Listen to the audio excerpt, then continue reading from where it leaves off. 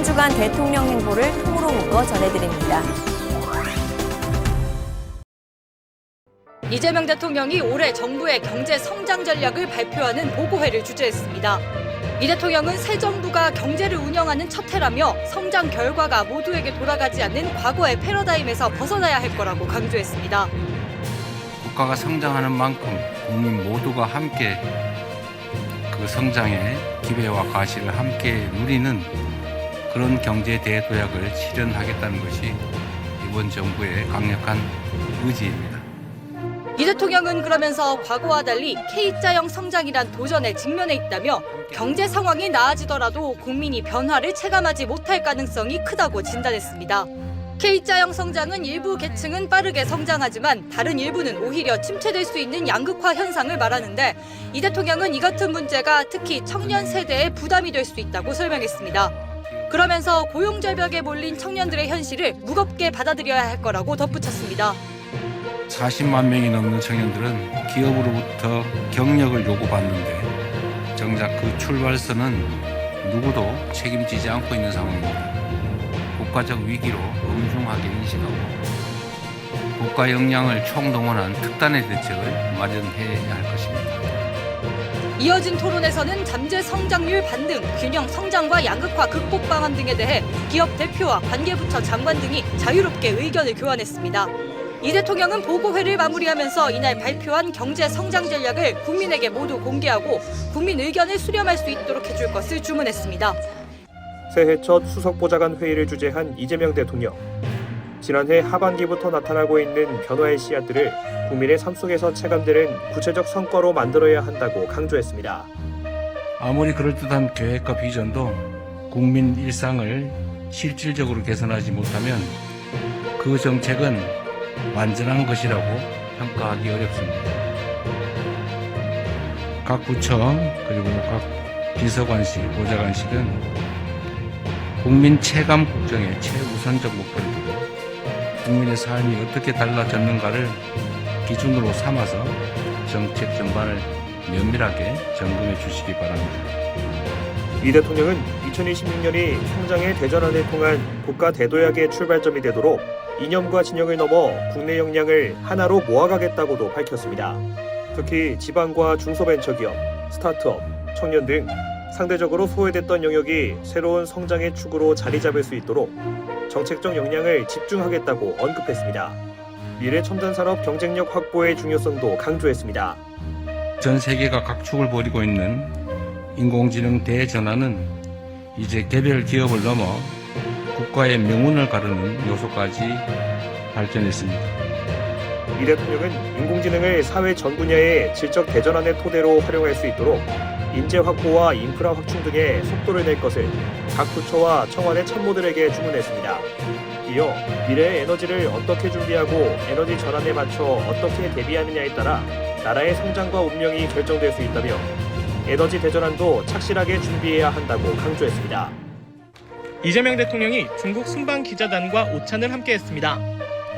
이렇게 짐짝 실려 다니듯이 다니다가 처음으로 이렇게 같이 식사하는 것 같아요. 하여튼 고생 많으십니다. 각종 현안에도 답했습니다. 북핵 등 한반도 문제에 대해선 이번 한중 정상회담에서 중재 역할을 요청했다고 밝혔습니다. 북한과는 소통 자체가 안 되니 중국이 평화의 중재자 역할을 해주길 직접 요청했던 겁니다. 이에 시진핑 중국 국가주석은 인내심을 언급했다고 전했습니다. 또 한반도 평화와 안정이 중국에도 매우 중요한 관심사라고 공감했다고 말했습니다. 쌓아온 적대가 있기 때문에 여기에 완화돼서 좀 대화가 시작되려면 많은 시간과 노력이 필요합니다. 그리고 주변의 역할도 필요하죠. 중국에 그 부탁을 했고 중국은 어쨌든 그 역할에 대해서 노력해보겠다고 합니다. 중국 내 한류를 금지하는 이른바 한한령 문제에 대해선 점진적 단계적으로 질서 있게 해결될 걸로 내다봤습니다. 실무 협의도 곧 있을 걸로 전망했습니다. 아울러 중국 정부가 한한령은 없다고 말해왔는데 이번에는 표현이 다른 점들이 있었다며 시 주석의 언급을 소개하기도 했습니다. 석자 얼음이 한꺼번에 얻는 것도 아닌데 한꺼번에 다 녹겠냐. 과일은 때가 되면 익어서 떨어진다. 이렇게 이렇게 직접 시 주석께서 말씀하셨는데 그게 정확한 표현인 것 같습니다. 중국이 한중 잠정 조치 수역에 일방적으로 설치한 서해 구조물에 대해선 문제 제기를 했고 일부 철수할 거라고 말했습니다. 이어 논란의 여지를 없애기 위해 공동 수역의 중간선을 제안했다며 실무 협의를 하기로 했다고 덧붙였습니다. 지난해 11월 경주 대화 후 2개월 만에 다시 만난 이재명 대통령과 시진핑 중국 국가주석. 한국 정상으로선 8년여 만에 국빈 자격으로 중국을 방문한 이 대통령을 시 주석은 반갑게 맞이했습니다. 이 대통령 부부가 공식 환영식장에 도착한 시각 천안문 광장에서 예포 21발이 발사됐고 두 정상은 나란히 중국 의장대를 사열했습니다. 두 번째 한중 정상회담은 예정된 시간을 훌쩍 넘겨 90분간 진행됐습니다. 이 대통령은 이번 정상회담이 2026년을 한중 관계 전면 복원의 원년으로 만드는 중요한 계기가 될 것이라고 의미를 부여했습니다. 양국의 전략적 협력 동반자 관계를 되돌릴 수 없는 시대적 흐름으로 발전시키기 위한 노력도 변함없이 이어질 것으로 믿습니다.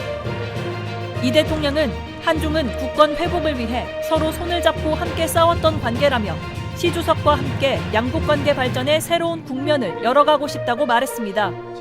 시 주석은 양국이 평화 수호를 위한 막중한 책임을 지고 있다며 한국과 함께 우호 협력의 방향을 단단히 지키겠다고 약속했습니다. 作为朋友和邻居，中韩应该多走动，常来往，勤沟通。 이번 정상회담을 통해 양국은 수용 가능한 부분부터 문화 콘텐츠 교류를 확대하기로 했습니다. 바둑이나 축구부터 교류를 늘리고 드라마나 영화는 실무 협의를 진전시키기로 합의한 겁니다. 이와 함께 서해 구조물 문제에 대해서도 건설적 협의를 이어가기로 했습니다. 2026년 내에 차관급 해상 해양 경제 획정 공식 회담을 개최할 수 있도록 함께 노력해 나가기로 했습니다. 두 정상은 이와 함께 한반도 평화가 양국의 공동이익이란 인식을 재확인하고 중국도 이를 위해 건설적 역할을 수행하겠다는 의지를 보였습니다. 회담이 끝난 뒤 이 대통령과 시 주석은 2시간 동안 난찬을 함께하면서 정상 간 유대 관계를 다졌습니다. KTV 최유경입니다. 베이징에서 마주 앉은 이재명 대통령과 리창 중국 국무원 총리. 이 대통령은 지난해 아세안 정상회의와 G20 정상회의 이후 2달 만에 다시 만난 리 총리에 반가움을 전했습니다. 그러면서 오랜 친구처럼 양국 관계 발전에 대해 기타 남는 의견을 교환하자고 말했습니다. 이제 세 번째로 이 베이징에서 만나게 됐는데 정말로 가까운 친구처럼 여겨집니다. 반갑습니다. 이 대통령은 이어 이번 국빈 방문이 한중 관계 전면 복원의 계기가 되길 바란다고 강조하며 이를 더욱 공고히 하겠다는 뜻을 밝혔습니다. 이를 통해 양국이 실용과 상생의 길로 나가길 기대한다고 덧붙였습니다.